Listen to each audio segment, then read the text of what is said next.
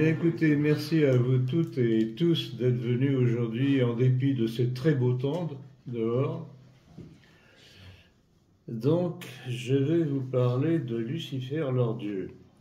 Alors, ne croyez pas que cette phrase, c'est moi qui l'ai inventée, hein.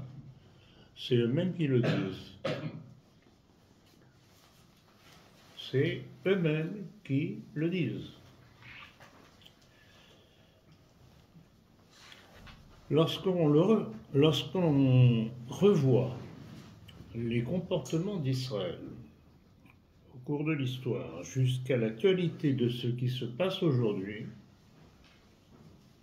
en Palestine occupée, avec les crimes et les souffrances infligées par Israël aux Palestiniens, on comprend cette accusation que les Juifs eux-mêmes revendiquent. C'est Harold Wallace Rosenthal, assistant du sénateur Jacob Javits de New York, qui en 1976 avait révélé le programme subversif qui s'étendait déjà à tous les aspects de la vie occidentale et décrivait la façon dont les Juifs allaient s'imposer. Je cite. Nous plaçons en vous un complexe de culpabilité qui vous fait peur de critiquer ouvertement la communauté juive. C'est exactement ce que l'on constate dans nos milieux.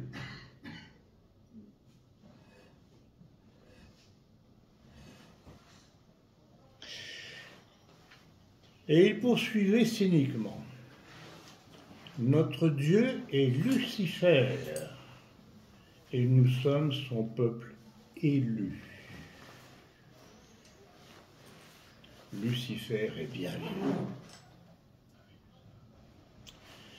C'est donc là un texte fondamental à mettre sous les yeux des Juifs qui se plaignent de l'antisémitisme, pauvres chéris, alors qu'ils le secrètent eux-mêmes par leur comportement. Intitulé The Invisible Tyranny, l'interview de Rosenthal sur 17 pages rejoignait les révélations de Benjamin Friedman et de Rakowski qui exposaient la dynamique qu'ils imposent et qu'ils façonnent et par laquelle ils façonnent les événements mondiaux. En fait, The Invisible Tyranny représente tout simplement une mise à jour des protocoles des sages de Sion. Vous savez, le fameux faux, comme on nous rabat les oreilles, un faux. Alors que tout ce que nous vivons depuis que ce texte a été publié se passe tel que ça a été annoncé.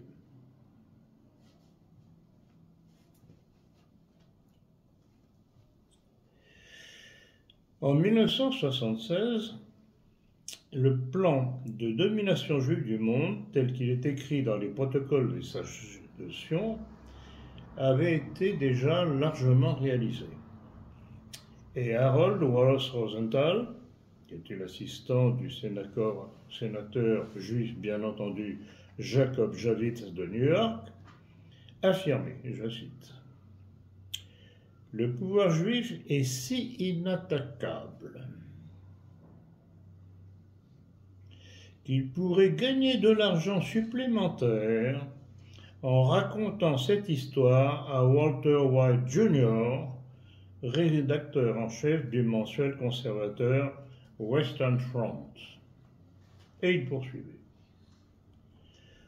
Trop de Juifs n'ont pas le courage de vous dire comment nous vivons et ce que nous planifions, mais je ne suis pas intimidé par rien ni par personne. Il est trop tard pour que vos fidèles chrétiens mettent en place une défense. Ce temps est révolu, il y a très longtemps. Nous devions devenir les agresseurs, c'est sans aucun doute. l'un de nos grands objectifs dans la vie, nous sommes des agresseurs.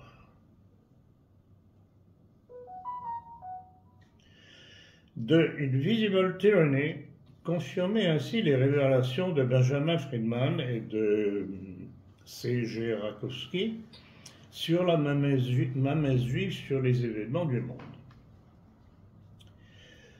Par contre, on peut se demander pour quelle raison Rosenthal a osé dévoiler ce qui aurait dû rester caché, mais joueur à l'intérêt. Il avait besoin d'argent pour jouer, et il monnaya ce qu'il savait. Cela allait lui coûter la vie. Le 12 août 1976, il fut tué à l'occasion d'un faux détournement d'avion à Istanbul. Walter White estime que ce détournement fut une couverture pour l'élimination de Rosenthal. C'est sans aucun doute la raison pour laquelle un Fellowship in International Relations commémoratif de l'œuvre de Rosenthal expose si discrètement son travail. Selon Wikipédia, Rosenthal était diplômé de l'université de Cambridge et de la Harvard Graduate School en tant que boursier. Après avoir travaillé pour le membre du Congrès Hugh Carey, il allait rejoindre le sénateur Walter Mondale, dont il dirigea le programme législatif.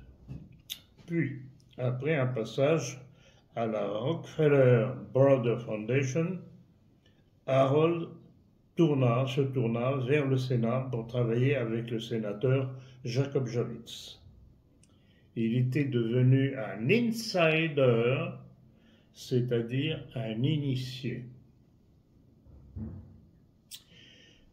Rosenthal, juif lui-même, reconnaît, je répète, notre Dieu est Lucifer et nous sommes son peuple élu. Lucifer est bien vivant. En effet, et sa déclaration s'applique à la culture moderne dans son ensemble, et il poursuivait. Nous n'aimons pas admettre que notre société laïque est basée sur une rébellion cosmique contre Dieu. Son véritable caractère satanique devient de plus en plus évident chaque jour. Les Juifs ont construit un empire terrestre en rejetant la vision du Christ d'un royaume spirituel basé sur l'amour fraternel. Ils voulaient un roi guerrier et non un prince de la paix. À l'époque du Christ, les Juifs cherchaient un royaume matériel et terrestre, mais le Christ ne leur a offert qu'un royaume spirituel. Cela ne pouvait que s'accentuer et ils ne pouvaient pas l'accepter. Alors, ils ont rejeté le Christ et ils l'ont fait crucifier. Donc, tout est là et parfaitement décrit. Et c'est un juif de surcroît qui le dit. Rosenthal reconnaît encore, je cite, que les banquiers juifs prévoient de gouverner le monde depuis Jérusalem selon leurs propres intérêts, et il avoue que la religion juive est essentiellement un impérialisme racial. Nous pouvons vivre parmi d'autres peuples et États en les persuadant que les Juifs ne sont pas un peuple distinct, mais les représentants d'une foi religieuse. Nous avons réussi à diviser la société contre elle-même en opposant les travailleurs contre la direction. Cela a peut-être été l'un de nos plus grands exploits, car en réalité c'est un triangle bien que seuls deux points semblent se produire. Dans l'industrie moderne, le capital, la force que nous représentons, c'est le sommet. La direction et le travail sont tous deux à la base de ce triangle. Ils sont continuellement opposés l'un à l'autre et leur attention n'est jamais dirigée vers la tête de leurs problèmes. Par l'intermédiaire de notre banque nationale, la Federal Reserve, nous accordons des crédits comptables que nous créons à partir de rien à toutes les banques locales qui sont des banques membres. Elles accordent à leur tour des crédits comptables à l'industrie. Ainsi, nous faisons plus que Dieu peut faire, car toute notre richesse est créée à partir de rien. Vous avez l'air choqué, ne le soyez pas. C'est vrai, nous faisons plus que Dieu pourrait faire. Avec ce capital supposé, nous amenons l'industrie, le management, le travail à se soumettre à notre dette, laquelle dette ne fait qu'augmenter et elle n'est jamais liquidée. Grâce à cette augmentation continuelle, nous sommes en mesure de dresser le management contre le travail afin qu'il ne subisse jamais pour nous attaquer et inaugurer une utopie industrielle sans dette. C'est ainsi que par le contrôle de la banque, les Juifs ont acquis le monopole de l'industrie du cinéma, des réseaux de radio, des médias télévisés nouvellement développés. Nous avons pris la publication de tout le matériel scolaire, même votre musique, les chansons publiées. Bientôt, nous aurons le contrôle total de votre réflexion. Ainsi, les programmes télévisés sont soigneusement conçus pour faire appel aux émotions sensuelles, jamais à l'esprit,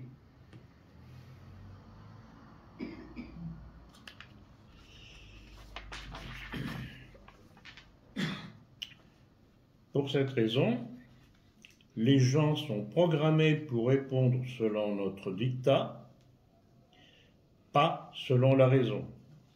Les goïms sont nés pour nous servir. Ils n'ont aucune place dans ce monde, sauf pour servir le peuple d'Israël.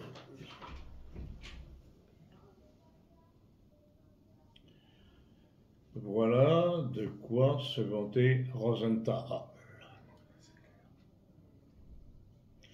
Ainsi, l'asservissement des nations a permis aux banquiers kabbalistes de créer le moyen d'échange monnaie, crédit, sous la forme d'une dette fictive envers eux-mêmes, dont pourtant les gouvernements pourraient facilement s'affranchir, sans dette ni intérêt, s'ils étaient libres de le faire.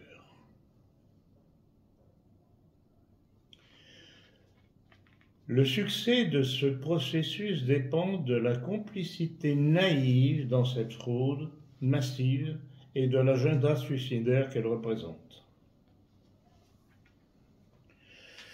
Dans son étude, les pires ennemis de nos peuples, le pouvoir occulte qui dirige la subversion et les révolutions, paru chez Ethos le 7 novembre 2016, Jean Boyer expose les grands secrets de la subversion et des révolutions qui ont renversé les gouvernements qui tentaient d'empêcher que leur pays ne tombe dans l'anarchie, le chaos ou l'esclavage totalitaire. Du collectivisme, dissimulé sous le masque du socialisme ou du communisme.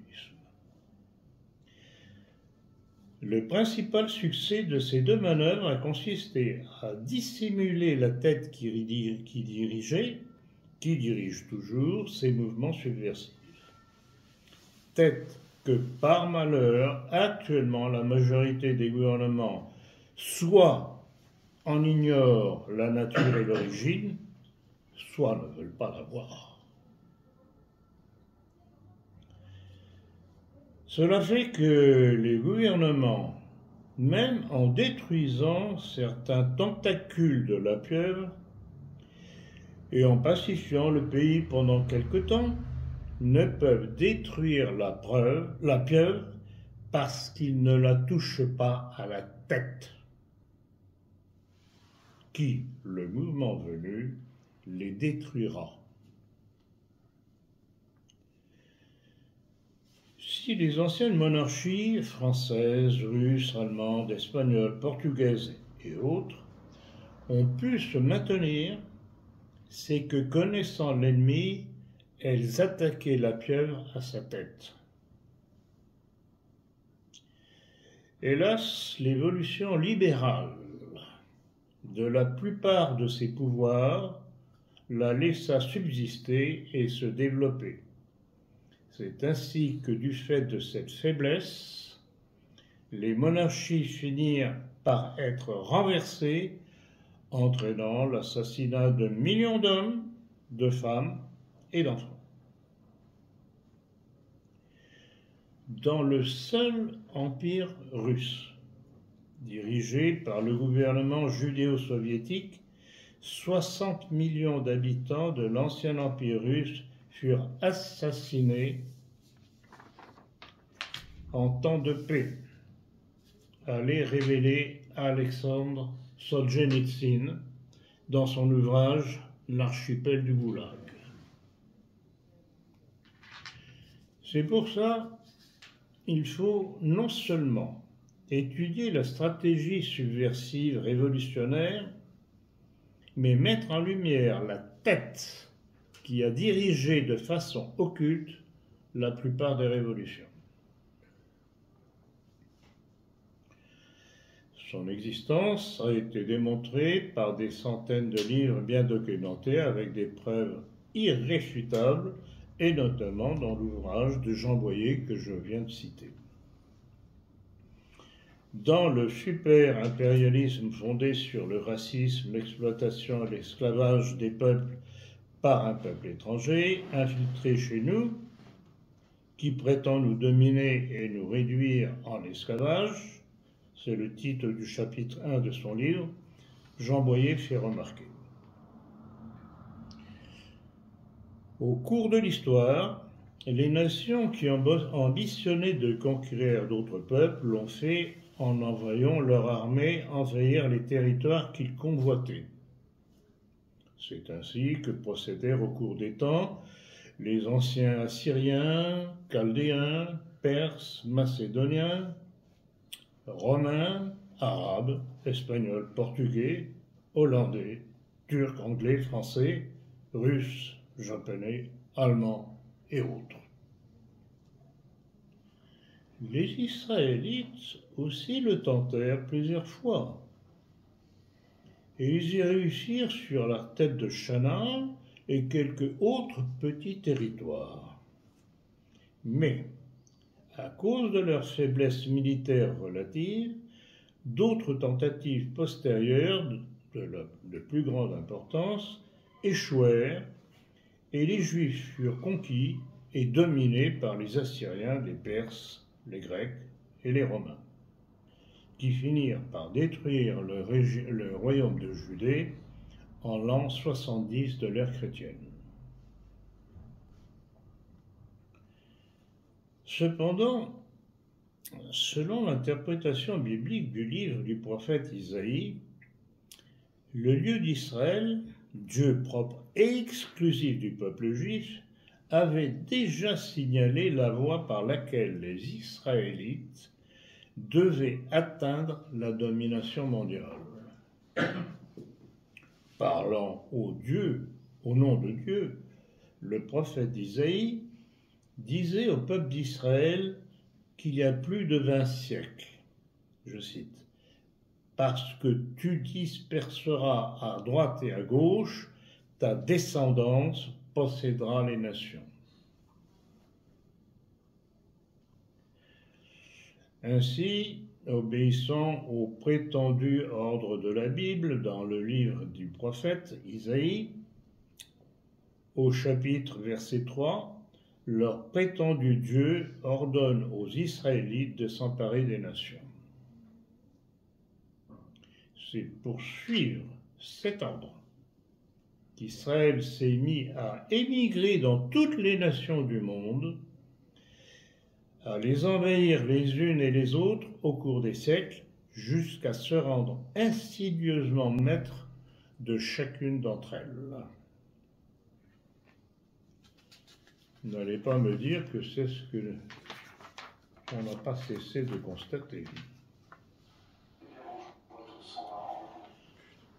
La première chose que faisaient les Juifs en s'installant dans un pays était de feindre une grande soumission et une fausse amitié à l'égard des gouvernants de la nation qu'ils envahissaient pacifiquement. Ils leur faisaient des cadeaux, leur promettaient les plus grands services, les adulaient jusqu'à leur baiser les pieds, si nécessaire, pour que le roi, les gouvernements des pays envahis par la nouvelle colonie tombent dans le piège et les autorisent à s'établir sur leur territoire. S'ils l'estimaient utile, ils allaient jusqu'à inviter le roi, ses conseillers ou proches à une cérémonie solennelle juive, spécialement mise au point pour cette occasion, afin de les tromper et de leur laisser croire que la communauté israélite installée dans le pays était inoffensive et même amicale.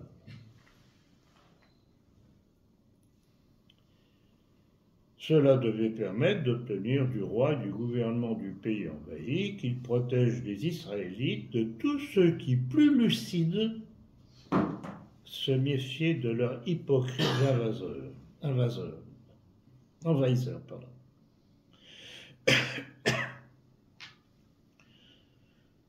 De cette façon, les Juifs réussirent, grâce à ces artifices ou à d'autres, à couvrir leurs intentions et à envahir toutes les nations et tous les peuples du monde.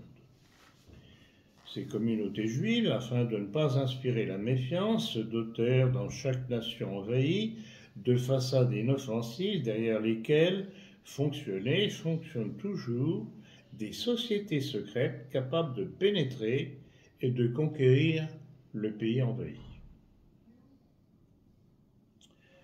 Elles possèdent leur chef, auquel tout juif doit obéir avant d'obéir aux autorités du pays dans lequel il vit. Les communautés israélites sont ainsi de véritables États dans l'État. C'est pourquoi le peuple juif, organisé comme une secte mondiale, a justement été appelé le peuple ou la nation secte. Le judaïsme est une religion autoritaire. Ainsi, le garçon ou la fille de père juif n'est pas libre de décider, à 13 ans, s'il entrera formellement ou non dans la nation secte d'Israël. Qu'il le veuille ou non, ils l'y font rentrer. Et si jamais un vaillant garçon s'y opposait, l'exécuteur des hautes œuvres de la communauté le ferait empoisonner et quelques médecins juifs délivreraient un certificat de décès pour mort naturelle. C'est la raison pour laquelle ceux qui, depuis la Rome païenne jusqu'à l'Église chrétienne et aux nations modernes, connaissaient et connaissent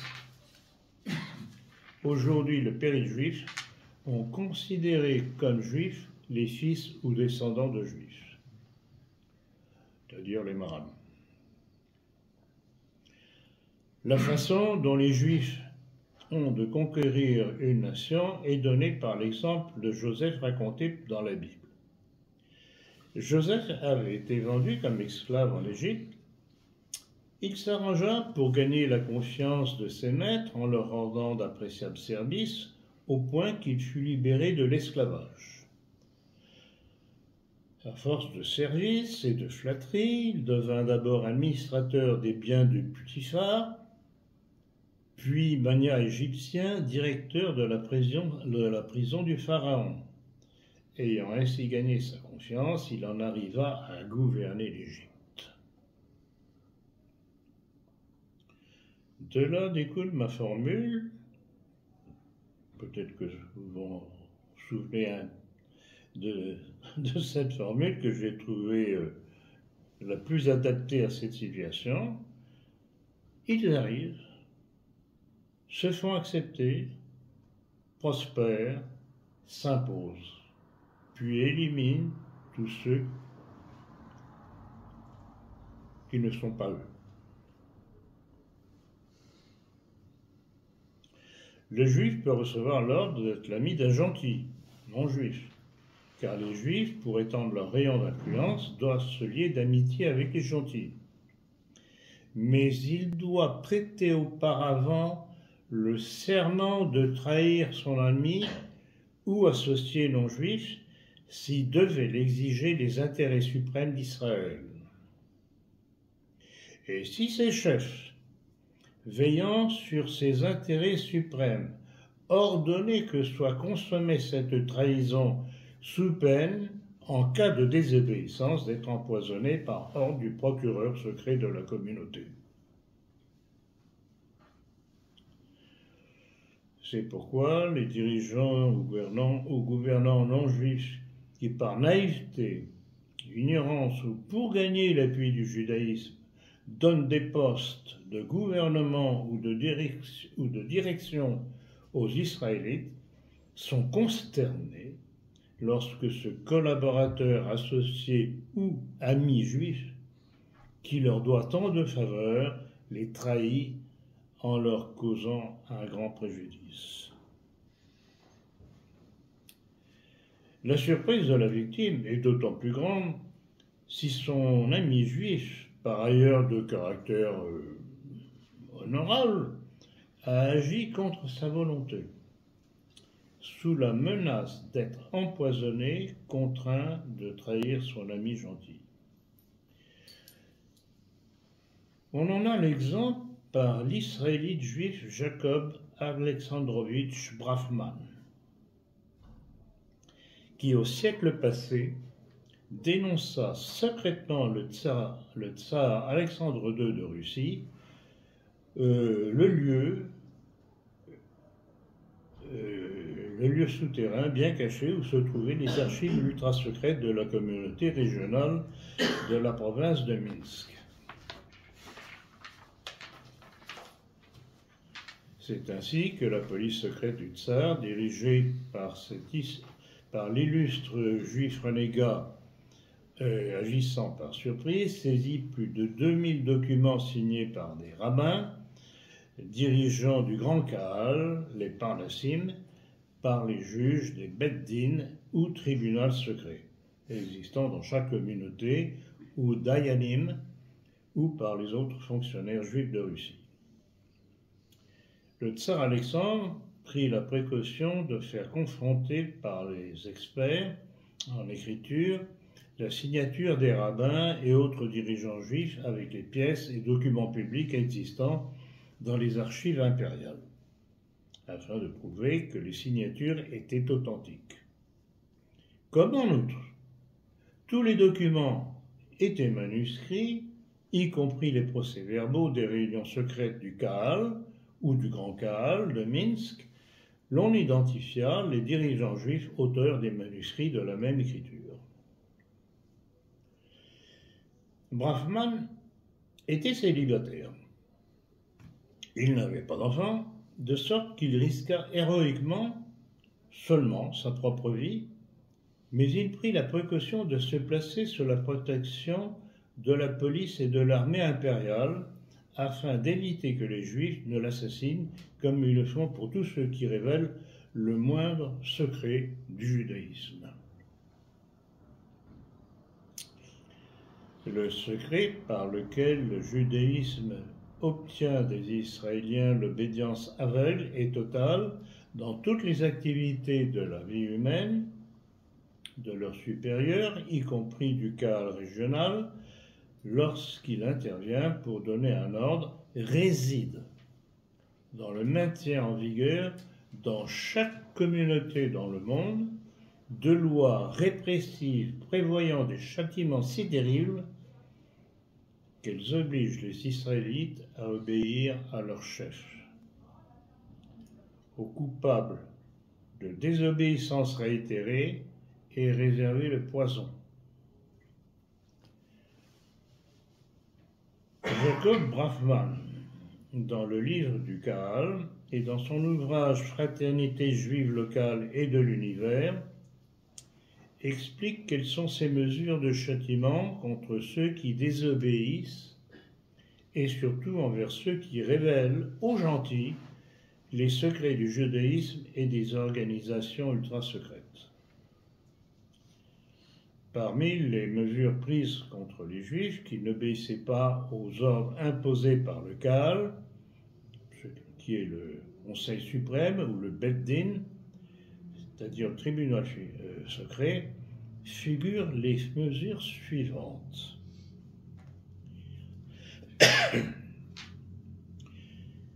Tout Juif entrant à 13 ans dans le judaïsme entre dans la sainte fraternité synagogale. Ensuite, à 17 ans, il est contraint de signer des feuilles en blanc et des lettres de change ou des billets à l'ordre que ses chefs rabbins pourront remplir plus tard d'engagements graves et compromettants pour le malheureux garçon qui les a signés en blanc.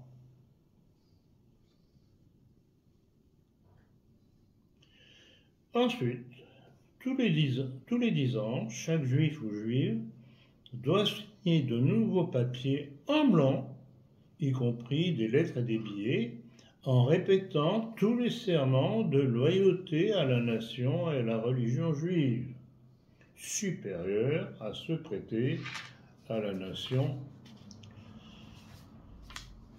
qu'ils ont envahie ou aux institutions politiques, militaires ou religieuses ou autres dans lesquelles ils se sont infiltrés et auxquelles ils dénient toute valeur.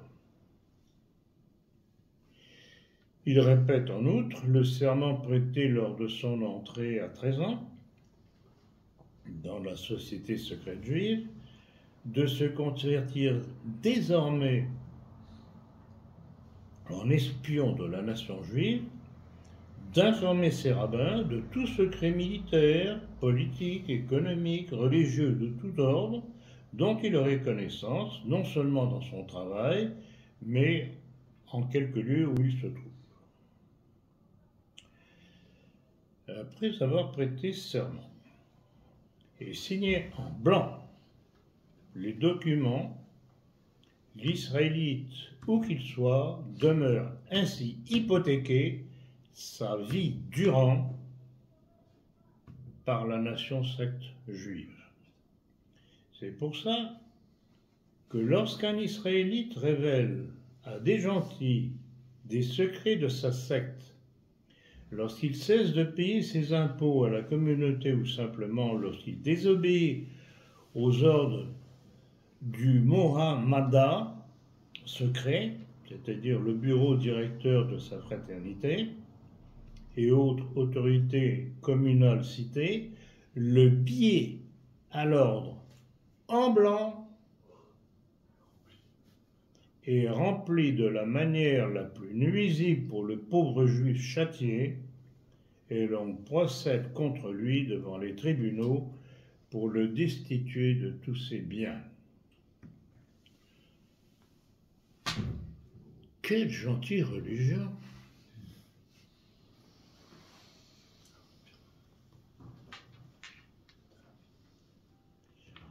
Le juif ainsi poursuivi par son propre peuple ne peut même pas échapper en plaçant ses affaires et ses propriétés et ses autres biens au nom de sa femme, de ses enfants, parce que eux aussi ont dû signer des papiers, des lettres ou des billets en blanc.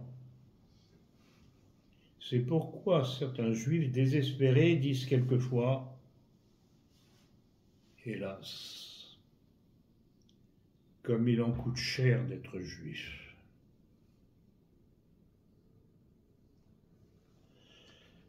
Dans les takanot, askamot et autres lois internes du peuple juif, il est en général interdit, sans permission des autorités juives respectives, qu'un juif en attaque un autre devant les tribunaux ordinaires du pays dans lequel il vit.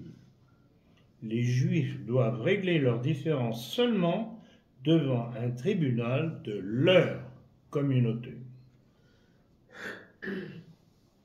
Une seule exception, lorsque le Kahal ou le Bet Din, après avoir rempli les papiers signés en blanc par le juge désobéissant ou coupable d'une autre faute, lui ordonne de se présenter devant un tribunal ordinaire dans les fins décrites ci-dessus. Dans le judaïsme orthodoxe, qui groupe l'immense majorité des Israélites du monde, la femme est contrainte d'aller après la menstruation ou l'accouchement à la kiba ou bain rituel qui, dans le judaïsme clandestin, est installé comme le reste dans un lieu secret, sous peine de demeurer impur et de ne pouvoir entretenir de contact sexuel avec son mari. Vous n'aurez pas envie de vous convertir au judaïsme?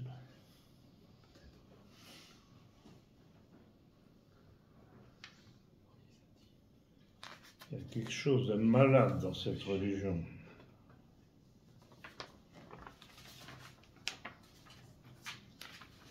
De pathologique. Les rabbins et autres dirigeants israélites en profitent pour châtier le juif ayant désobéi à leurs ordres en empêchant sa femme d'aller à la kiba et en ordonnant aux employés du bain de la tenir à l'écart.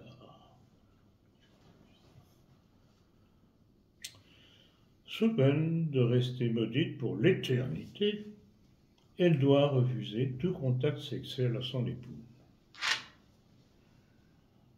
Je répète, vous n'avez pas envie de vous précipiter à la prochaine synagogue pour vous convertir?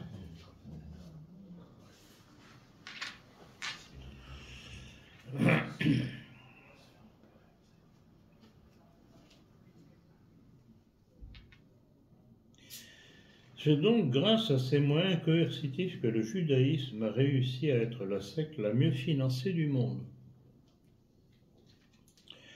Dans les cas les plus graves de désobéissance réitérée, sans que les sanctions aient été données de résultats, ou lorsqu'il s'agit d'un juif qui a révélé des secrets du judaïsme, d'un traître ou d'un apostat converti sincèrement au christianisme, à l'islam ou au bouddhisme, la peine de mort, dans la majorité des cas, par empoisonnement, est décrétée par le tribunal secret, le Bet Din de la communauté. Et si nous, catholiques, on faisait la même chose? Le problème, c'est que nous sommes catholiques. Quelle belle religion, quand même, ce judaïsme.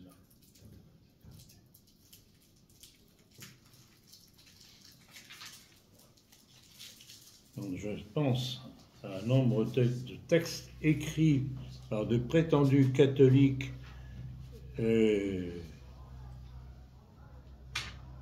dirais à plat ventre devant les juifs. Je me dis qu'il est dommage que l'Inquisition ait disparu.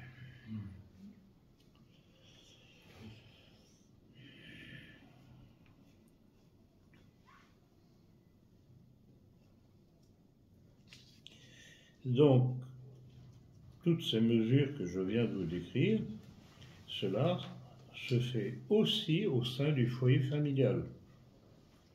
Les enfants dénonçant les parents leurs enfants, le mari l'épouse, et vice-versa, ainsi dans tout le monde juif. Quelle belle religion!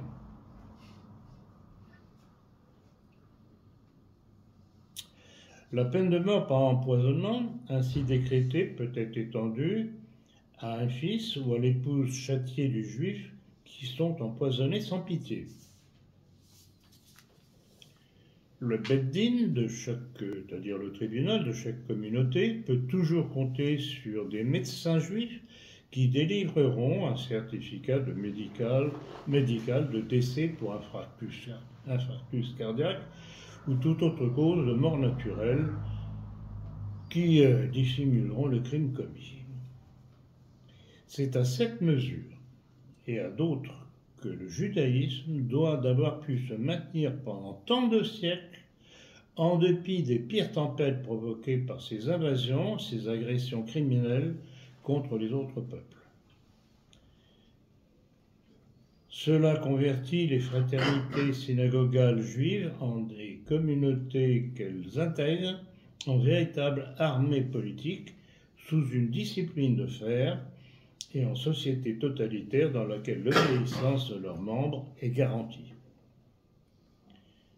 C'est pourquoi il est actuellement impossible que les Juifs se convertissent sincèrement à une religion gentille, mais seulement en apparence, sachant que s'ils se convertissaient réellement, non seulement ils seraient assassinés, mais que la vie de leurs enfants et de leurs femmes serait en danger.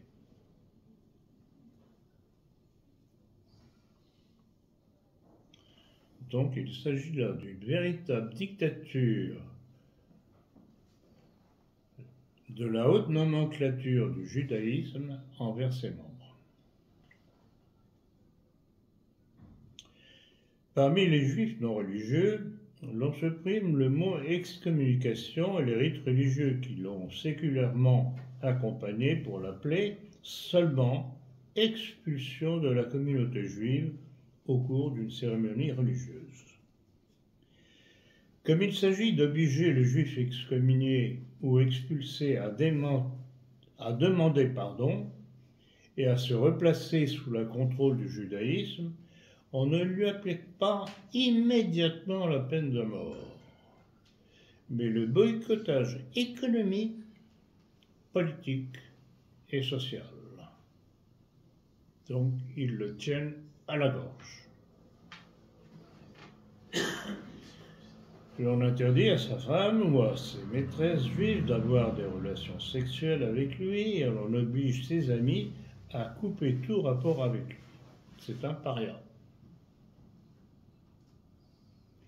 Il s'agit de le ruiner économiquement par les moyens que nous avons mentionnés et de les annihiler politiquement si l'excommunié est un homme politique ou de le ruiner dans quelque autre office ou profession qu'il exerce jusqu'à l'annihiler complètement.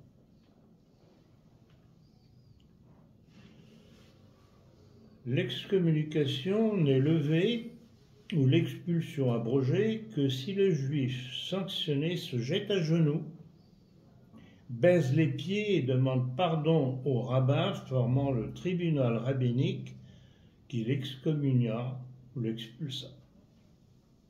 En outre, il est sommé de prêter de nouveau serment d'obéissance aveugle et absolue à tous les ordres de ses chefs et de répéter tous les serments que tout Israélite prête en rentrant dans la secte juive respective, en général à 13 ans, et jurer de ne pas commettre à nouveau les fautes pour lesquelles il a été excommunié du judaïsme religieux ou expulsé du non religieux.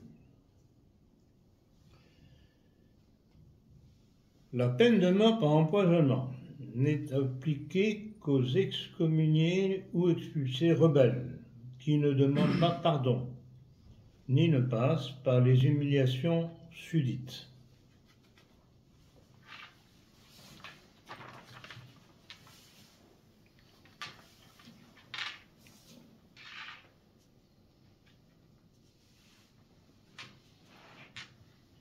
Cette dictature totalitaire que la communauté juive religieuse exerce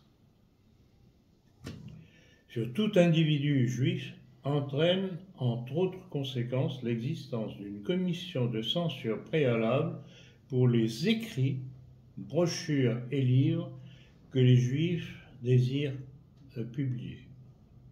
Cette censure est exercée par l'honorable commission très secrète de censure du Kahal, et tout Israélite infiltré en quelque nation du monde doit obtenir l'approbation de ses écrits, brochures ou livres par cette commission du Grand Kahal qui gouverne sa communauté régionale.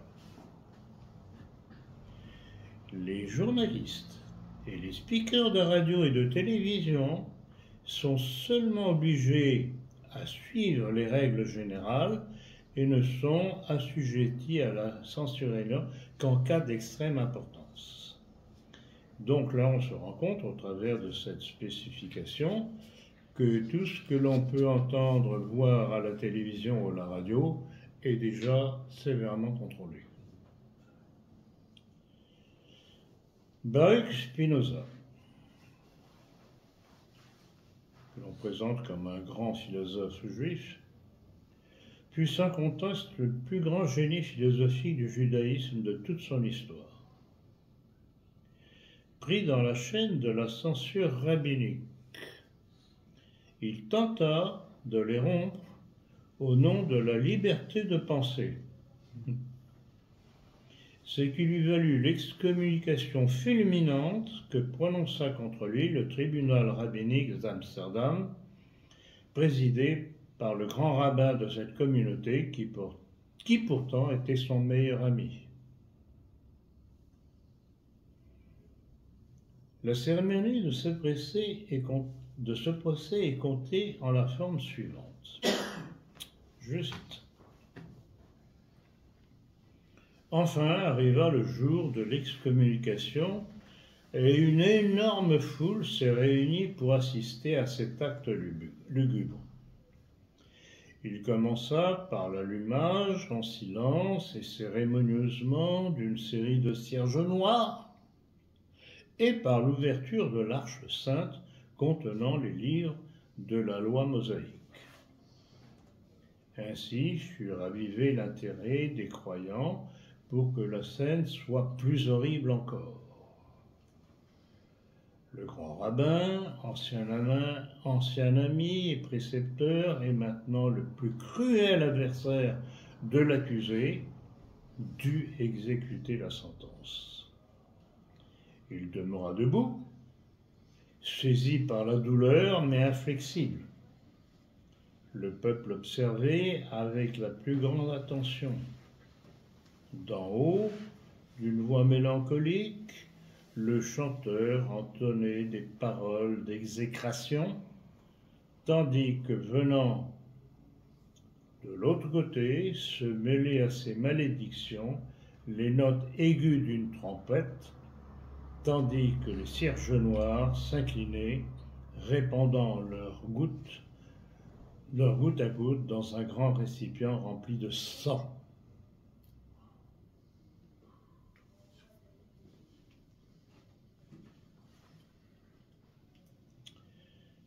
Puis la formule de condamnation suivante est prononcée.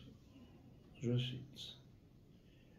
Nous t'excommunions, Baruch Spinoza, nous te maudissons et nous t'expulsons avec l'accord des anciens et de cette sacrée communauté.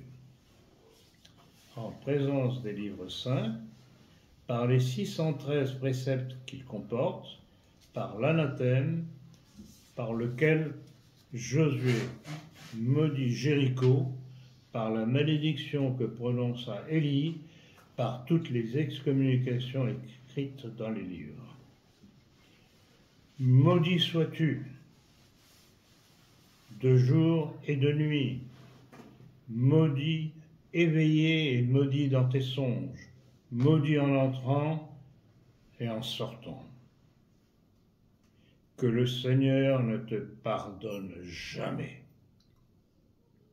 Que la fureur et que la colère divine s'allument dorénavant contre cet homme et lui impose toutes les malédictions inscrites dans les livres de la loi.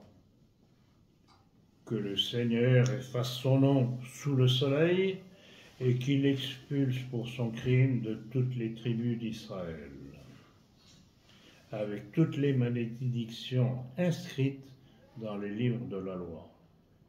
Et nous ordonnons que personne ne lui rende aucun service, ni habite avec lui sous le même toit, ni qu'il s'approche à moins de 4 coudées, ni qu'il lise aucun écrit rédigé par lui.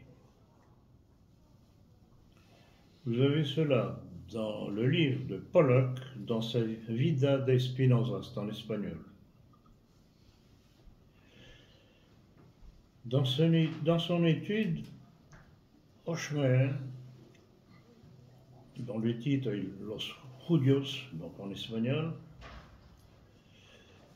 écrit ceci.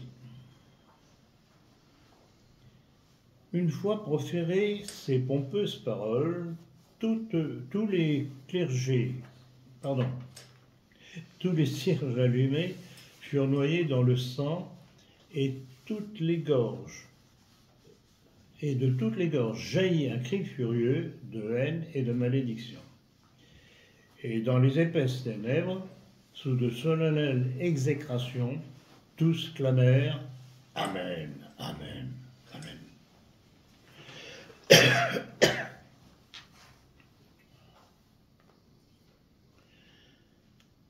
Dans les encyclopédies juives modernes,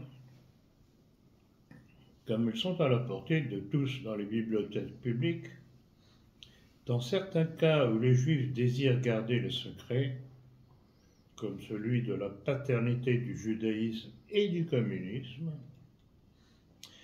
et en beaucoup d'autres cas, les dites encyclopédies oublient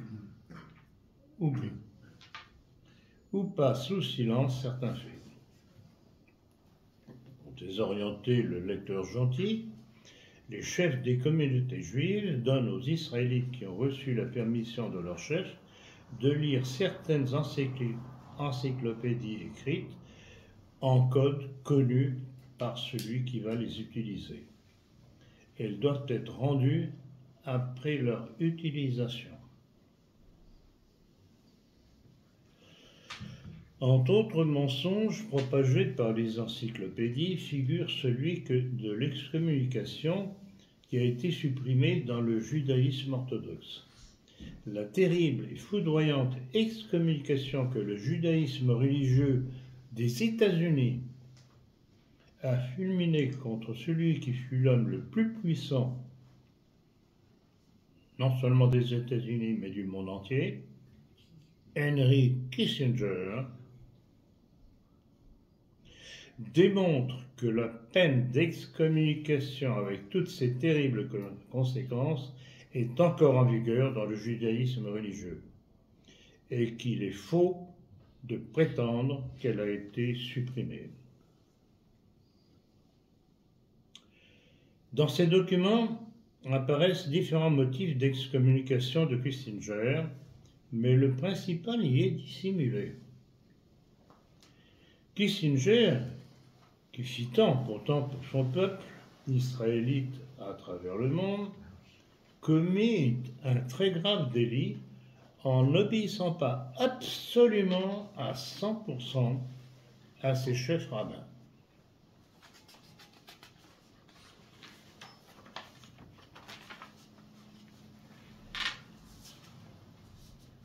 Il voulut s'offrir le luxe de travailler dans certains cas en suivant sa propre initiative, et ce fut la cause principale de sa terrible excommunication. En témoigne l'information qu'on donne là-dessus le Jewish Press de New York du 18 juin 1976, page 18. et aussi la revue mexicaine Jet Set, numéro 17, de l'an 2 d'avril 1977, pages 22 et 23. La discipline de fer qui règne dans le judaïsme est pire que celle de l'armée. Devant les peines terribles réprimant les désobéissances, tous les juifs se soumettent. Tous les actes qu'ils effectuent dans les nations qu'ils ont envahies, qu'il s'agisse de leur activité politique, militaire, policière, scientifique, culturelle, syndicale, et en général tous les actes de leur vie publique obéissent aux ordres reçus de leurs chefs juifs. Si pour un juif de la piétaille, il est impossible de désobéir aux ordres de ses chefs de secte sans être anéanti, au contraire, les chefs de ces véritables armées d'invasion des nations peuvent se disputer et même lutter les uns contre les autres entre chefs d'armée similaires, comme il arrive aussi dans les forces armées.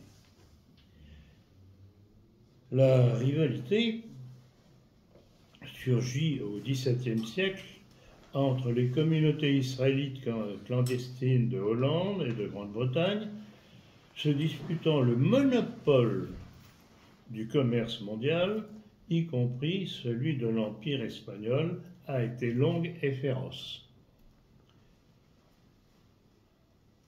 Ces chefs puissants, réussissant comme ils en ont l'habitude, à ce que les gouvernements hollandais et britanniques soutiennent 3 guerres sanglantes au cours du XVIIe siècle, soi-disant pour défendre les intérêts commerciaux de ces pays.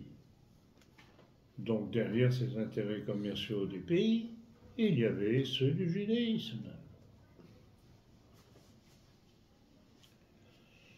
Ainsi, les marins, officiers et soldats britanniques et hollandais qui moururent dans ces 3 guerres ne surent jamais qu'ils sacrifiaient leur vie pour faire prévaloir les intérêts des consortiums commerciaux juifs rivaux qui personnifiaient à cette époque l'impérialisme capitaliste juif. Des années après la Troisième Guerre, les communautés juives de Grande-Bretagne et de Hollande se réconcilièrent grâce à un traité secret dans lequel ils se répartissaient le butin en zones.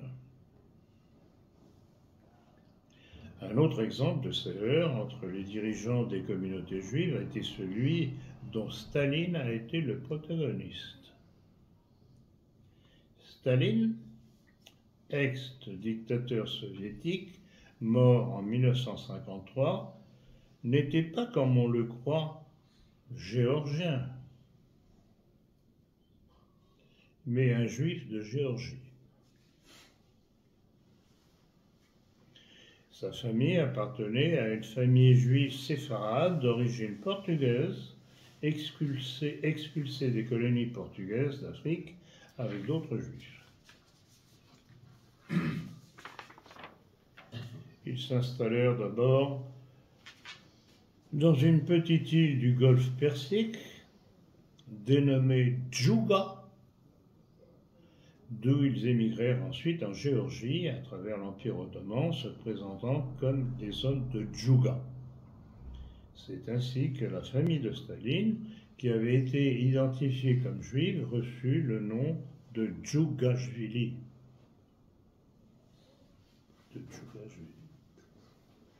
Qui signifie en langue géorgienne « fils de juif ». Pour camoufler son judaïsme, la famille de Staline se convertit en apparence au christianisme orthodoxe, tout en demeurant secrètement juive.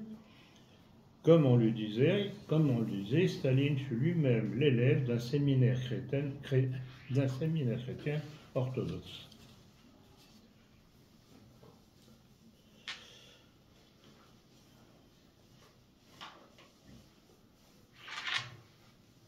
Vous connaissez le nom de Weishaupt,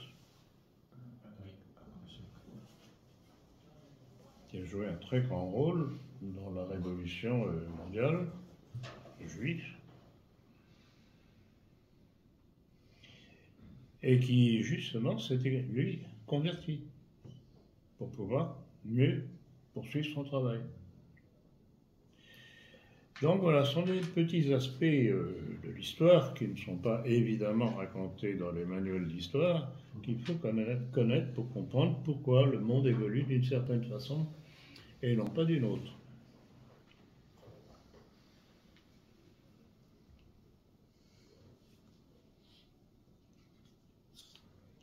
Les deux premières épouses de Staline, Catherine Svanize et Nadezhda Alléluia,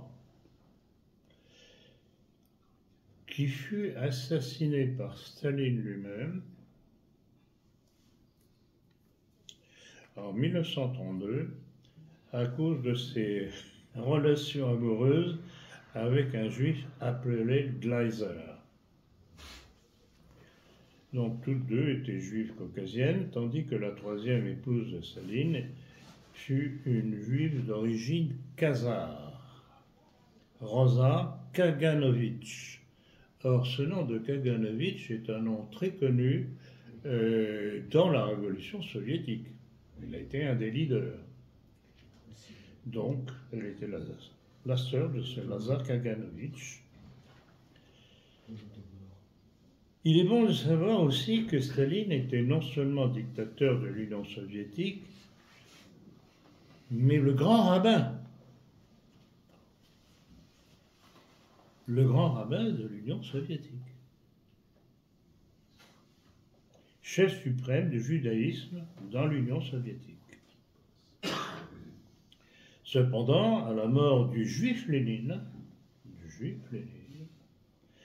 qui assumait les mêmes charges, le juif Léon Trotsky et ensuite les dirigeants israélites et soviétiques comme Zinoviev et Kamenev ne voulurent pas reconnaître Staline le caractère de chef suprême du judaïsme soviétique ni de l'Union soviétique.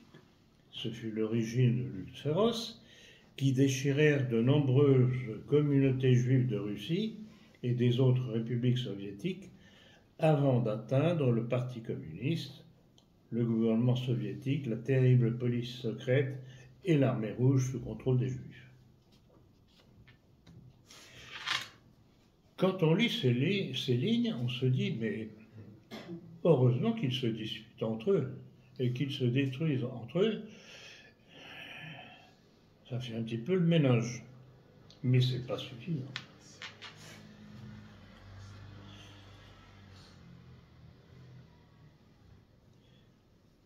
Des centaines de milliers de juifs anti-staliniens furent ainsi assassinés du traditionnel coup de feu dans la nuque. Donc, vous voyez, heureusement qu'ils se disputent entre eux, quand même. Si le judaïsme international frémit, et bien qu'il n'ait jamais été trompé par les procès spectaculaires que Staline organisa contre ses dirigeants juifs de 1936 à 1938, il dut garder le silence et traiter Staline comme un frère de prédilection devant le péril que représentaient Hitler et ses triomphes.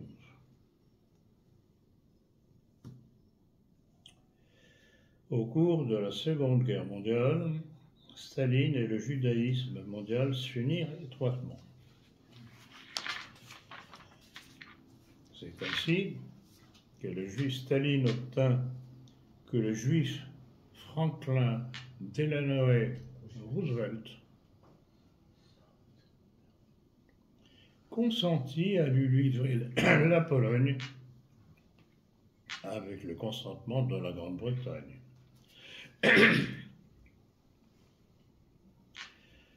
Outre ce pays, Roosevelt et Winston Churchill, d'origine juive.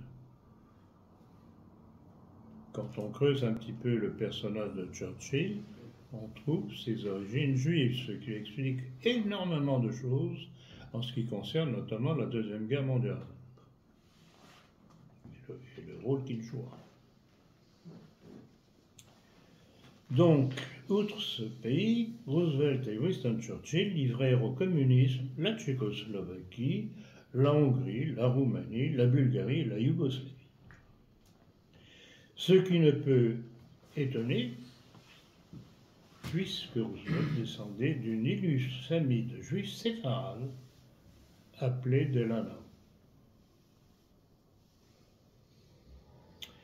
L'autre juif, Harry Salomon Trump. Mais oui, Trump. Non, je dis une bêtise. Truman. Oui. Excusez-moi, je vais trop vite. Après tout, il faut peut-être chercher, hein, quand même. Surtout quand on voit son comportement. Bon. Donc, rectification, Henry Salomon Truman, qui succéda à Roosevelt à la présidence des États-Unis, et le franc-maçon Winston Churchill et Anthony Eden, également juifs, consommèrent ensuite l'abandon de l'Europe orientale au totalitarisme juif soviétique. La rupture définitive de Staline avec les gouvernements mondiaux juifs de New York commença à la fin de 1948, lorsque Staline ordonna aux Juifs qui dirigeaient la toute-puissante et terrible police secrète soviétique, la GPU, et parmi eux principalement Beria, de tuer sans pitié les grands rabbins et autres grands chefs. Comme je le disais tout à l'heure, heureusement qu'entre eux, périodiquement, il faut un certain nettoyage. C'est toujours ça de moins.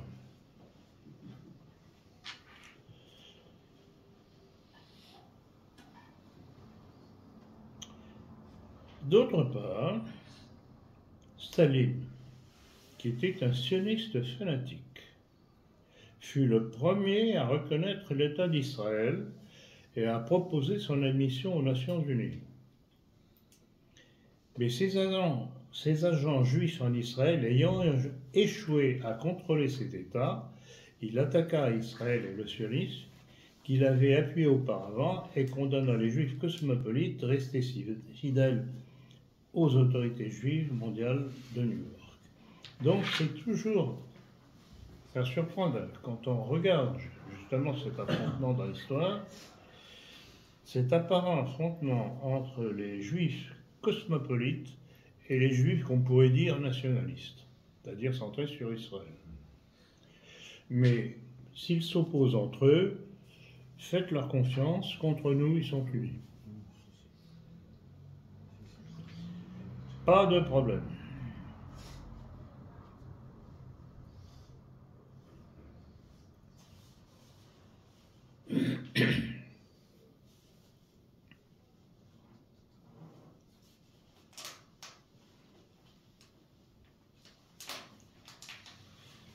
Il faut rappeler aussi le rôle secret de Bernard Baruch, qui était le conseiller tout-puissant de tous les présidents des États-Unis, de Woodrow Wilson à John Kennedy. Tel fut le schisme judaïque stalinien, mais le judaïsme international ordonna à son pantin, le juif clandestin Harry Salomon Truman, alors président des États-Unis, de faire une guerre à mort à Staline. C'est vraiment très curieux comme histoire, cet affrontement entre clans juifs, mais sanglants. C'est pourquoi Truman, qui avait livré l'Europe orientale à Staline, retourna totalement en 1949 la politique des États-Unis d'aide au communisme en une lutte effective et énergique contre lui. Une espèce de croisade anticommuniste.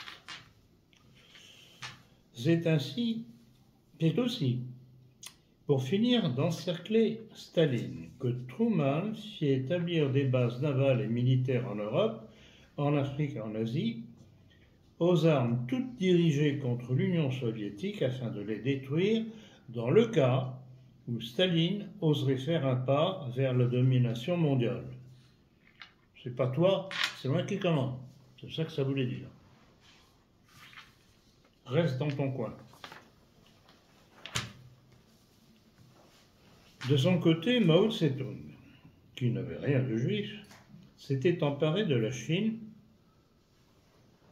affronta victorieusement les Tiaqiuqia, ou juifs clandestins chinois.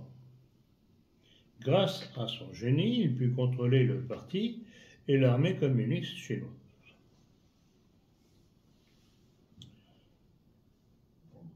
Pendant de nombreuses années, Staline prêta l'appui à ses frères juifs chinois, mais prévoyant déjà sa rupture avec le judaïsme mondial, il se convainquit qu'il pouvait avoir davantage confiance en Mao que dans la loyauté de juifs qui, au moment de l'inévitable rupture, pourraient prendre le parti pour le gouvernement mondial juif de New York. Donc là encore, vous voyez la lutte entre les deux judaïsmes, judaïsme mondial et le judaïsme centré à New York. C'est très intéressant ça. Mais, et je répète, de toute façon, contre nous, ils sont alliés.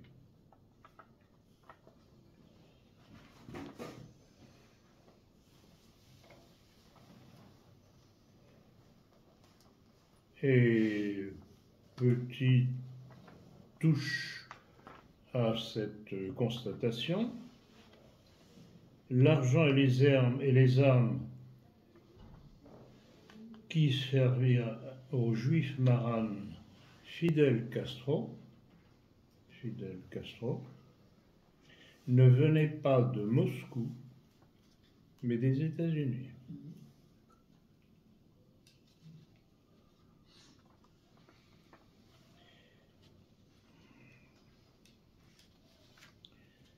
Dans sa conquête mondiale, le pouvoir juif se doit de contrôler, détruire ou au moins affaiblir une nation, un gouvernement, un parti patriotique indépendant ou quelque autre société ou institution, et tout juif et juive qui en sont membres doivent prêter de nouveaux serments spéciaux afin d'agir comme des espions ou des saboteurs selon les ordres qu'ils recevront de leurs supérieurs hiérarchiques.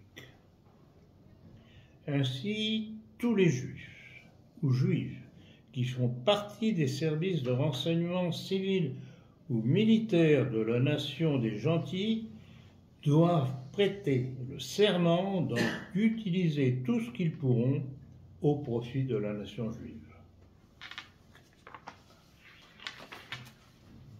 Sans exception, ils sont obligés, au moins une fois par semaine, de remettre à leur rabbin un rapport sur tout ce qu'ils ont vu, entendu, lu autour d'eux. De ces rapports hebdomadaires, les rabbins qui en sont chargés en donnent la lecture lors des réunions du Shabbat, samedi, des synagogues, à la fin du service religieux et dans la partie de la réunion réservée aux questions politiques et d'espionnage. Au cours de la seconde moitié du XIXe siècle et au début du XXe, ces rapports étaient envoyés à Londres. Puis, à partir de 1933, c'est-à-dire quand le juif Roosevelt s'empara du gouvernement des États-Unis, ces rapports furent envoyés à Washington. Le judaïsme ne pouvant s'imposer dans le monde entier par le moyen d'élections ou de révolutions communistes, pensait le faire au moyen d'une troisième guerre mondiale, à l'aide du judaïsme mondial et la complicité des juifs des États-Unis et de Grande-Bretagne.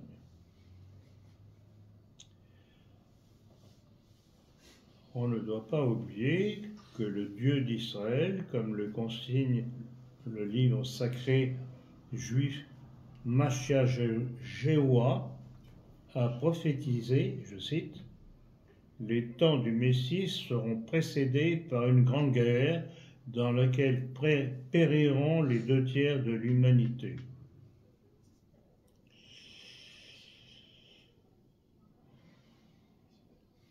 Les Juifs religieux messianiques, qui constituent les 95% de la population juive mondiale, la préparent afin d'ouvrir le chemin à leur Messie, Messia.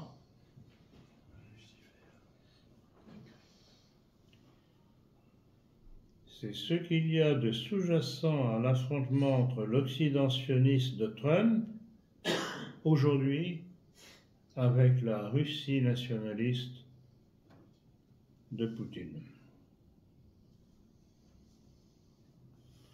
Pour terminer, je voudrais faire ce petit retour en arrière.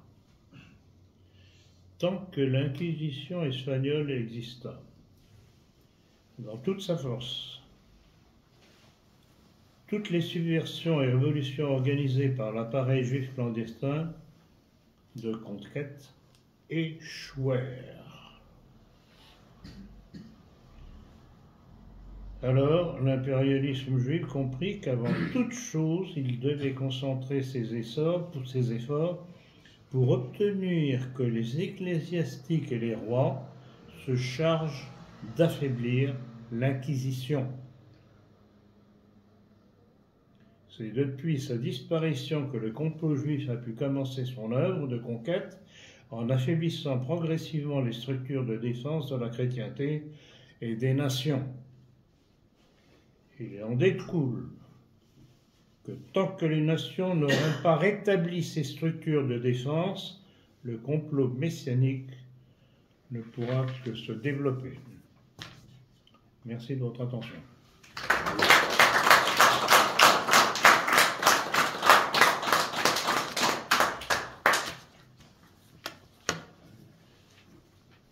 Lucifer, leur Dieu, vous comprenez pourquoi je donne...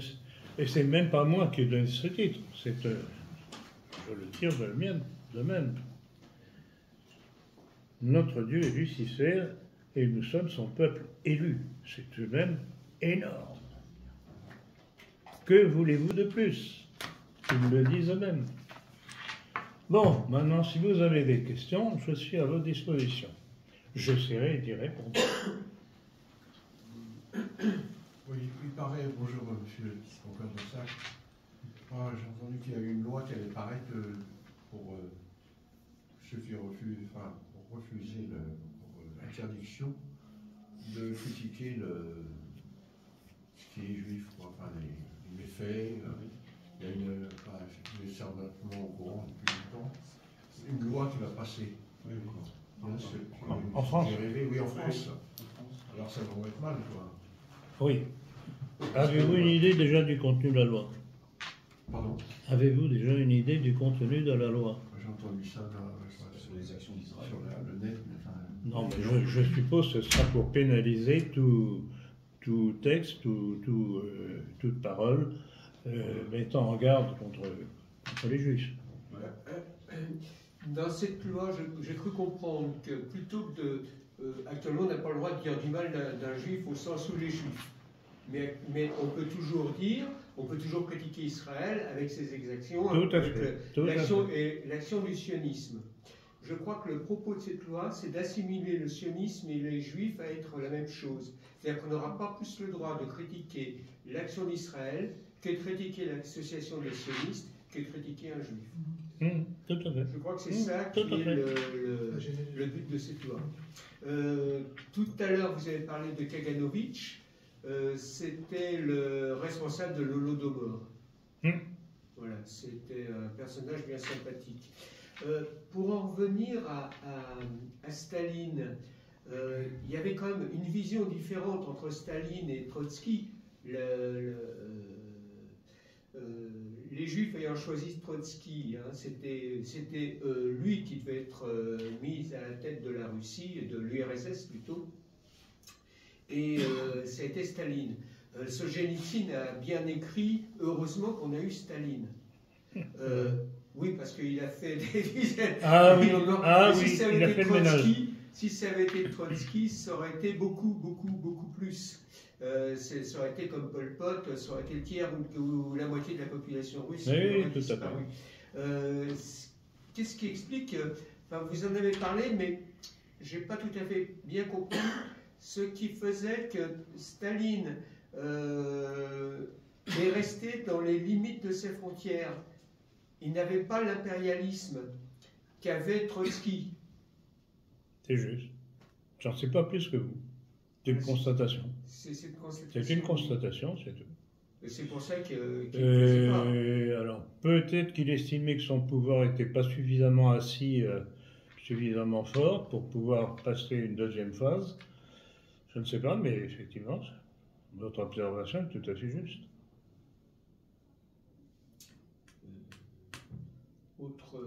Autre remarque, c'est personnellement, je pense qu'il n'y a jamais eu de guerre froide. Que quoi? Je pense qu'il n'y a jamais eu de guerre froide.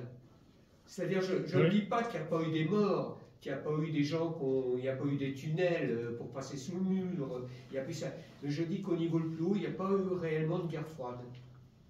Au niveau le plus haut, ils s'entendaient. Tout à fait.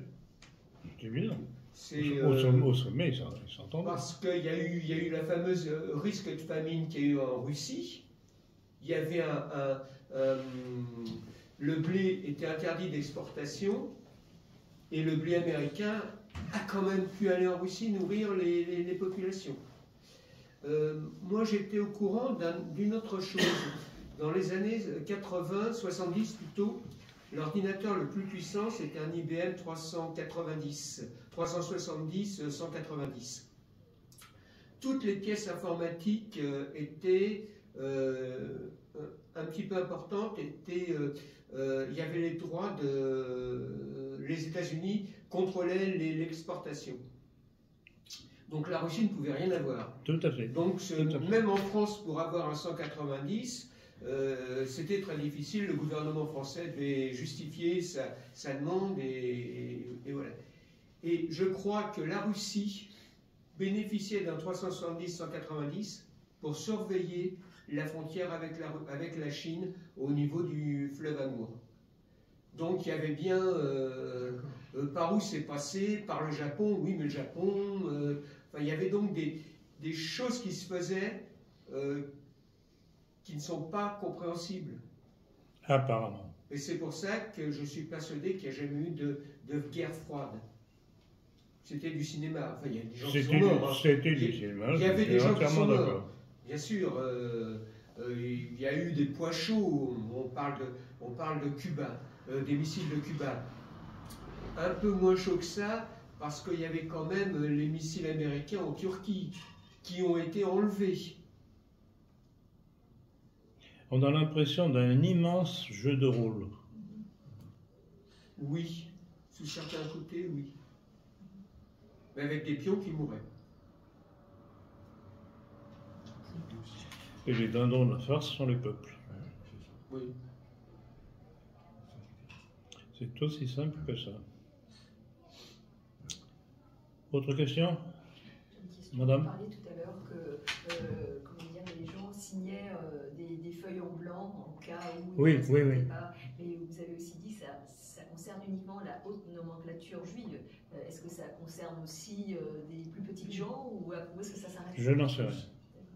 Je n'en sais rien, mais il est certain qu'ils ont obligé à cela toutes les couches de la société qui pouvaient être dangereuses pour eux au point de vue réaction. Donc il fallait les tenir. Donc, chèque en blanc, bon. J'avoue que c'est remarquable. Oui. Ils nous tiendront de la même manière aussi avec l'euro numérique, du coup. Pardon. Ils nous tiendront aussi de la même manière avec l'euro numérique. Ah oui, tout à fait. Oui, tout à fait. Instaurer la société de contrôle. Tout à fait. Non, ils estiment qu'ils ne tiennent pas encore suffisamment le monde. Oui, ce qui semblait incroyable avant, enfin je fais une petite parenthèse, avec des apparitions mariales qui dénonçaient un peu l'époque actuelle. Et tout ce qui est, finalement, tout devient un petit peu évident. C'est comme deux fleuves qui se rejoignent, parce qu'il y a ce qu'on dit la politique et le spirituel qui deviennent, qui prennent une cohérence maintenant, parce que, par exemple, on parle même des choses qu'on pensait curieuses, les jours de ténèbres, tout ça. Bon, à Madrid, il y a eu comme un espèce de, est-ce que c'est un rappel, un avant-rappel, un avant de choses. Et par exemple, j'avais vu aussi des cartes, mais avec Marie-Julie Jaïni, qui disait que la Russie envahirait la France. Ça semblait incroyable avant. Mais maintenant, c'est peut-être probable. Vous voyez, je ne sais pas ce que vous en pensez. Je ne crois pas. Vous ne croyez pas? Non, mais moi, je n'y crois pas. Je n'y crois pas. Il y a une chose qui est constante de la part des Juifs, de la part des Russes, pardon.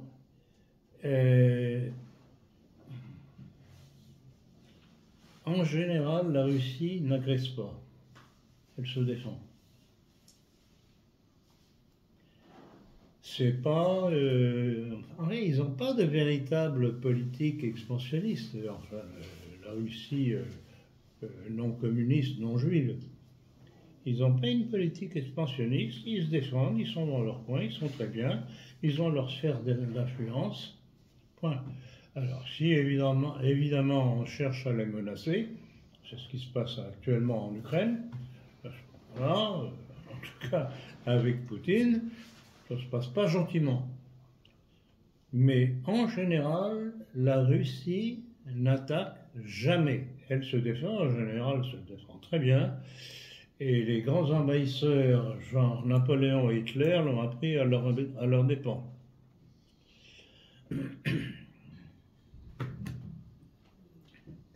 Alors, je reviens, c'est pas une question vraiment, c'est peut-être une observation. Par rapport justement on parlait d'expansionnisme et de la rivalité entre Trotsky et Staline.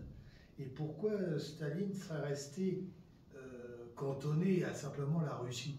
Parce qu'à l'époque, je pense que le régime communiste noyautait beaucoup de pays, et même énormément dans l'Occident, au niveau du Parti communiste. Donc lui, il trouvait que c'était pas du tout la peine. C'était pas nécessaire. Voilà. En douceur, c'était beaucoup plus efficace qu'une guerre ouverte. Tout à fait. Je pense que c'est plutôt ça. Très sage observation, vous avez raison. Tout à fait. Et la position de Poutine, justement, par rapport à comment Poutine gère-t-il en ce moment, actuellement, cette domination, la cause juive, parce qu'il y a énormément d'oligarques juifs qui ont beaucoup d'argent en Russie. Comment vous ressentez, lui, comment il gère ça? Il est complètement leur sujet, ou est-ce qu'il y aurait des Russes de souche slave saine, pour justement s'opposer aux pressions de ces oligarques sémites qui viendraient je dis sémites, je me trompe, c'est pas sémites, c'est juifs, qui pourraient l'inciter à faire des actions, ou l'obliger, ou le contraindre à faire des actions qu'il ne voudrait pas. Est-ce que les vrais Slaves sont capables de résister? C'est un aspect très intéressant de la personnalité de Poutine. Rappelez-vous que dès son arrivée au pouvoir, il a fait un certain ménage. Chez qui? Chez les oligarques juifs. Oui. Alors certains disent, pourquoi il n'a pas continué? Pour une raison très simple, à mon avis, c'est qu'il leur a mis le marché en main. Vous restez tranquille, vous mettez votre richesse à disposition de la Russie, vous marchez avec moi, je vous liquide. La seule explication possible. C'est un marché de dupes. C'est un marché de dupes, il va se faire automatiquement renverser. Ça dépend, tout dépendra de de sa pugnacité? Pas nécessairement. Si Hitler n'avait pas perdu la guerre, ben, il aurait emporté la mise. Vous savez, Oui, il y a des comme je juifs le qui dis très marchaient souvent, tout. la suprême créatrice de l'histoire, c'est la volonté. Quand vous avez un chef d'État qui sait ce qu'il veut, qui a, et c'est souhaitable, la patience pour arriver où il veut arriver, au lieu de tout casser sur son passage vite, vite, vite, comme Hitler l'a fait, et ça s'est mal terminé pour lui, la démarche de Poutine, moi, m'intéresse au plus haut point. Et d'ailleurs, je l'ai écrit dernièrement dans un texte, je sais plus, que Poutine, par son comportement, me fait penser à un mélange de rois de France. Enfin, pas tous. Louis XI. Louis XI et surtout Richelieu. Il n'était pas roi. C'est... Hein? C'est qu'il n'était pas roi. J'ai fait la petite réserve. C'était J'ai fait la petite réserve, oui, justement. C'était pour voir Et on peut, quand on veut, on peut se prémunir des attaques de l'ennemi, mais il faut le vouloir et ne pas croire qu'on va pouvoir faire une bonne petite paix entre eux avec l'ennemi. Surtout cet ennemi-là, on ne peut pas. C'est lui ou c'est nous. Et la même question sur Trump.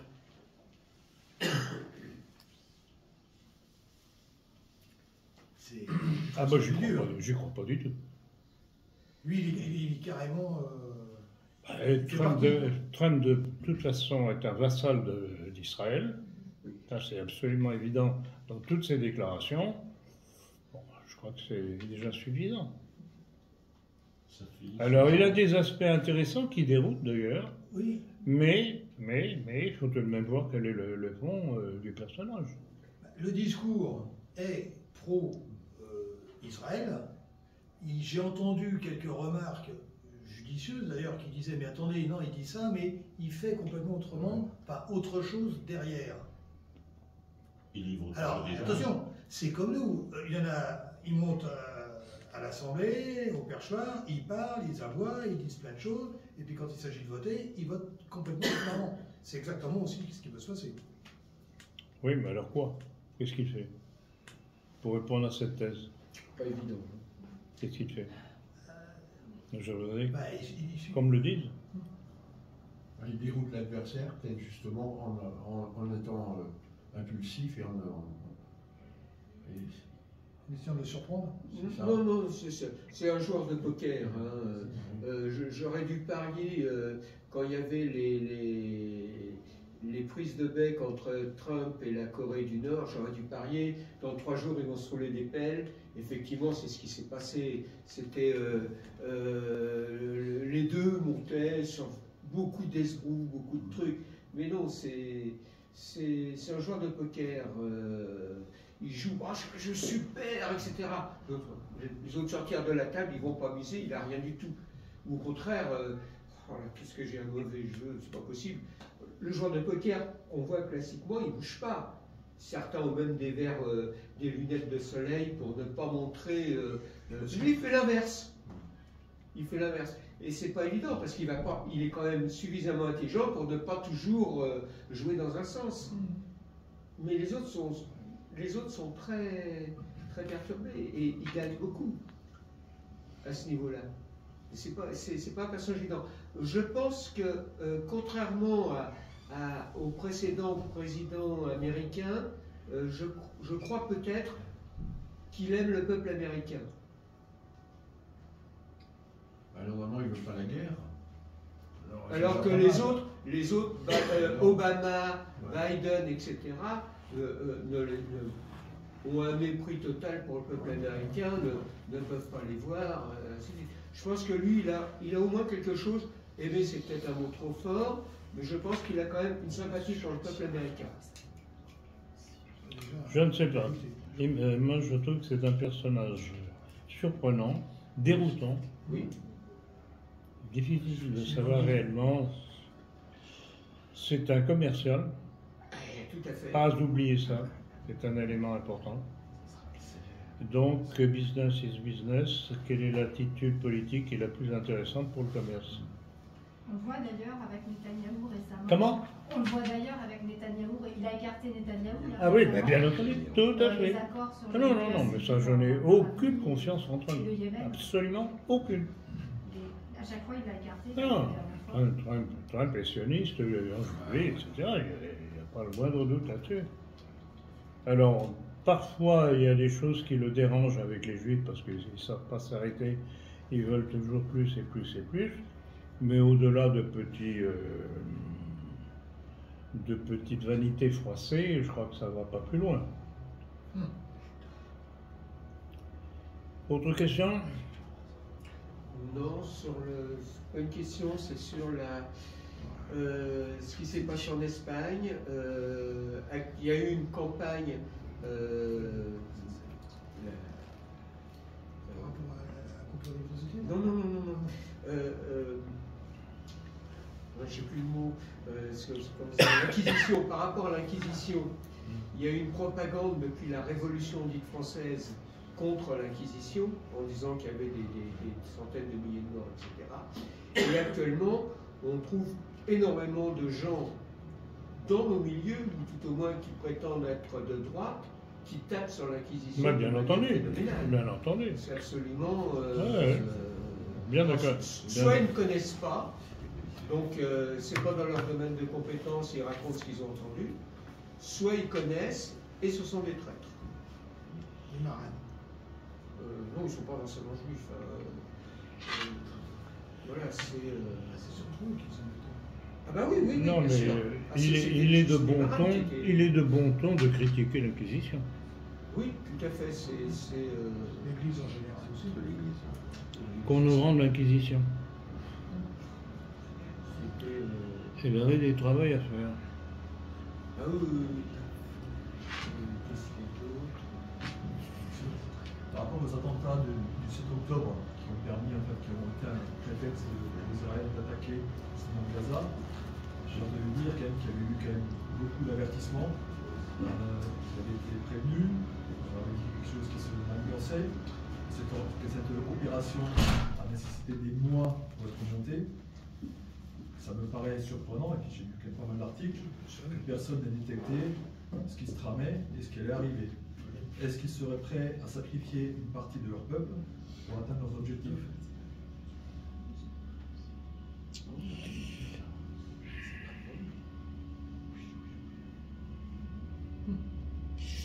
Je ne sais pas. Honnêtement, je ne sais pas. Je me suis posé la question. Je ne sais pas. Il y a un tel besoin de volonté d'expansion de la part des dirigeants juifs. Vous savez qu'à plusieurs reprises, ils ont sacrifié leur population pour le but à obtenir. Hein. Regardez ce qui s'est passé lors de la Deuxième Guerre mondiale. Ils ont sacrifié leurs petits pour le bénéfice des grands juifs. Il faut tenir compte de cette constance dans la politique des juifs, enfin des grands juifs. Donc,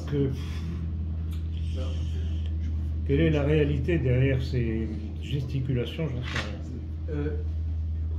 J'ai lu quelque part qu'il pratiquait le sacrifice, ou tout au moins historiquement il y avait le sacrifice humain, que Lucifer aime les sacrifices, il combat a priori plus celui des enfants, encore plus celui des nouveau-nés ou des enfants à naître, et que parfois sacrifier un juif, ça lui était fort agréable. Non, mais il est certain que dans la politique juive, ne serait-ce que dans la période moderne que l'on sait, pour le bien du judaïsme à son sommet, ils ont sacrifié les petits juifs. Ça, c'est certain. Oui. Voilà, enfin pour corroborer la question du monsieur, le Mossad étant, et avec l'infiltration qu'ils ont partout dans le monde, ils ont réussi à bien s'implanter partout, dans toutes les strates de la société et dans tous les secteurs. Quelqu'un qui est simplement un petit peu cartésien ne peut pas admettre, et là, que le gouvernement de Netanyahou de l'époque n'était pas au courant de ce qui allait se passer. C'est pas possible. Enfin, moi, je ne peux pas le croire. Ils sont au courant de tout. Ils ont des espions. Mais ils en avaient besoin. Oui, voilà. Ils en avaient C'était besoin. encore le phénomène déclencheur, comme aux États-Unis, qu'ils ont attendu qu'il y ait eu Pearl Harbor pour pouvoir dire au peuple américain, nous rentrons en guerre. Exactement. C'est la provocation nécessaire pour justifier l'agression. C'est la même chose, c'est le même fonctionnement que l'État hébreu. C'est exactement le même. On attend d'être sacrifié pour pouvoir réagir. Oui, bah, tu as eu le Lusitania avant, tu as eu le bateau dans Oui. le port de la Havane, le Lusitania. Enfin, il y a eu plein de trucs, quoi, tout le temps. Hein. La Lusitania, c'est la Première Guerre mondiale. Oui. Non, incontestablement, ce sont des maîtres manœuvriers. Et il faut être plus malin qu'eux. Oui, on sait. D'où la fameuse expression « connaître l'ennemi ». À partir du moment où vous avez compris, vous êtes rentré dans la mentalité de l'ennemi, vous pouvez prévoir, vous pouvez le comprendre, vous pouvez prévoir ce qu'il va faire. Et tout l'art de la guerre, que ce soit sur le plan psychologique ou sur le plan matériel, tout l'art de la guerre est de connaître l'ennemi. Non seulement sa force, mais surtout son psychologique.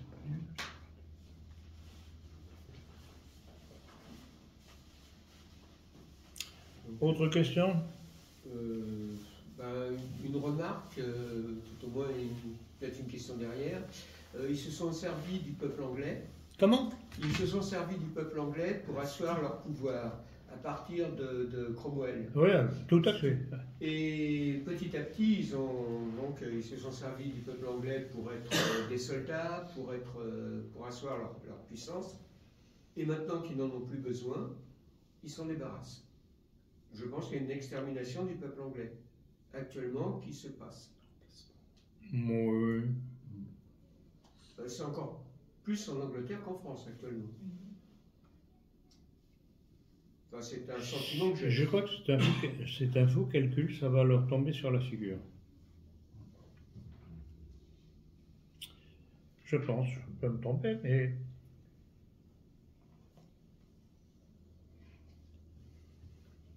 Pourquoi est-ce que Machiavel n'est jamais arrivé à ce qu'il voulait? Je parle du personnage Machiavel. C'est que les plans machiavéliques, c'est bien, mais le résultat n'est pas toujours là où on l'attendait.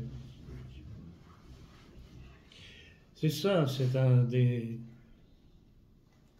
je dirais pas mystère de l'histoire, mais constante de l'histoire en tout cas, c'est qu'à partir du moment où on lance une action, on sait quel est son point de départ, mais on ne sait pas quel va être le point d'arrivée. Et ça, justement, c'est tout l'art de ceux qui n'agissent pas trop vite sur des coups de tête, genre Hitler. Vous savez que je passe mon temps à le dénoncer, parce qu'il nous a tout gâché. Il faut savoir attendre. Il faut savoir attendre. Prenez certains jeux, notamment les échecs. Il faut savoir attendre. Prenez le judo. Il faut savoir attendre. J'ai pratiqué les deux, pas de haut niveau, parce que j'avais déjà des problèmes de dos. Et ça, dans ce genre, enfin, pas pour les échecs évidemment, mais pour le judo. Et il y a deux philosophies là qui m'ont toujours frappé et dont je suis imprégné. C'est on attend la faute de l'adversaire. Le moment où il se croit le plus fort, et c'est lui qui bascule. Ça, dans le judo, ça me remplissait de jamais. J'aimais cette philosophie. utiliser la force de l'adversaire pour le faire tomber. Si vous n'avez pas fait de judo encore, faites-en, vous comprendrez. L'erreur, c'est servir de la puissance. Hein, comment? L'erreur, voilà. C'est l'erreur de l'adversaire. L'erreur de C'est pas la l'adversaire. puissance. On se sert de sa Bah, bien puissance. sûr, oui. En aïkido, au judo, oui, c'est l'erreur. C'est l'erreur. L'erreur. Mais le problème, c'est que son erreur lui fait utiliser sa force Tout à fait. contre lui-même. Qu'on récupère.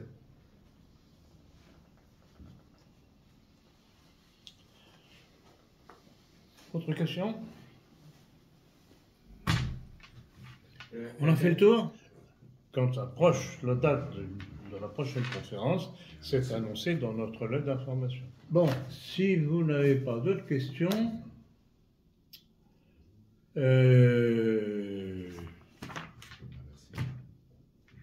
on passe, si vous voulez, aux dédicaces de livres.